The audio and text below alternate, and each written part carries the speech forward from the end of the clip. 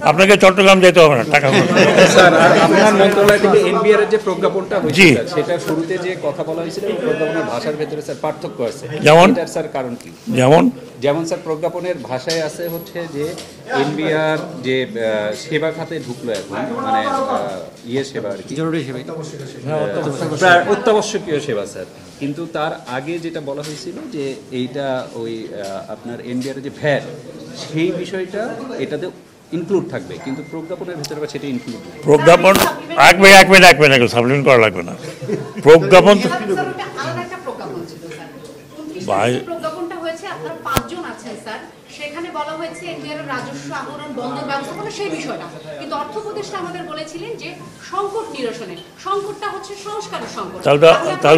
তাহলে এই বিষয়ে অর্থ উপদেষ্টা কথা বলবো না, এটা তো কমিটি বসেই নাই তো। যেই প্রজ্ঞাপন আপনারা পেয়েছেন দ্যাট ইজ ফাইনাল, যেই প্রজ্ঞাপন আপনারা পেয়েছেন ওইটাই ফাইনাল। এর পরেও কোনো প্রজ্ঞাপন নাই, এর আগে কোনো প্রজ্ঞাপন নাই।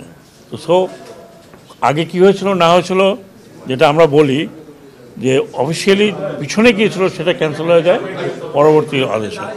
আমি ওটা জানি না ওনারা কী করছেন, যেভাবে ওনারা বলেছেন। আমি হচ্ছে প্রজ্ঞাপন জারি করার লোক, I am not a decision maker. এই বিষয়ে ডিসিশন যারা নিয়েছেন তারা ডিসিশন নিয়ে আমাকে বলেছেন প্রজ্ঞাপনটা জারি করতে। কমিটি কবে বসবে? আর কমিটি বসবে, এটা ফজল কবির সাহেব, ওনাকে এটা হেড বানানো হয়েছে, উনি ডিসাইড করবেন কবে বসবেন।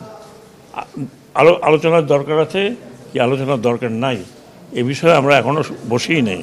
তার আগেই এটা প্রত্যাহার করা হয়েছে এবং সে প্রত্যাহার করার পরে তাদের দাবি দেওয়া আছে কি নাই সেটা তাদের লোকজন আসলে পরে বললে তখন আমরা বসে তাদের সাথে কথা শুনতে পারবো। এনবিআর কর্মকর্তারা তো বলেছেন যে সরকারের আশ্বাসে আমরা আমাদের শাটডাউন এবং কর্মসূচি প্রত্যাহার করেছি। এটা তো আর আমি বলতে পারবো না।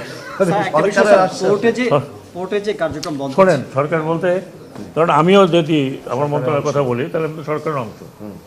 আমি কি বলবো যে আমার সিদ্ধান্ত, তখন সরকারের সিদ্ধান্ত, কারণ আমার সিদ্ধান্ত ব্যাকড বাই এভরিবডি। হ্যাঁ, তো এখন এনবিআর যদি বলে থাকে এনবিআর তরফ থেকে যে এটা সরকারের আশ্বাস, তারা বলবে হয়তো সরকারের আশ্বাস।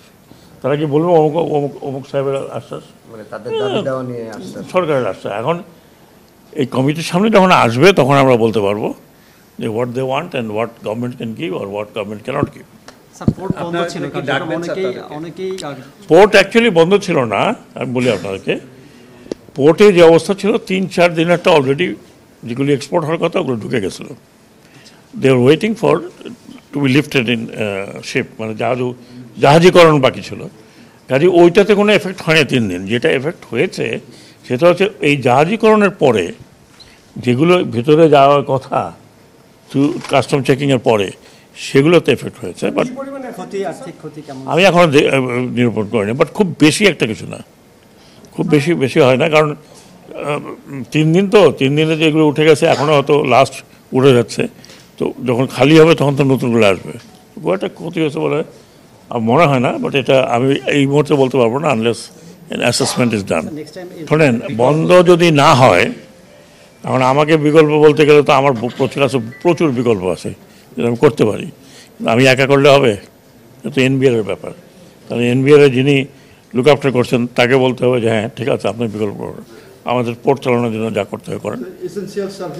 নাথিং ইজ, শোনেন, কোনো দেশে, বাংলাদেশেও যে আপনি নাই বলে কাজ হবে না, বন্ধ ছিল। সেখানে তো অনেক বড় বড় লোক কোন দিকে চলে গেছে, কাজ বন্ধ আছে? কোনো কিছুতেই কাজ বন্ধ থাকে না।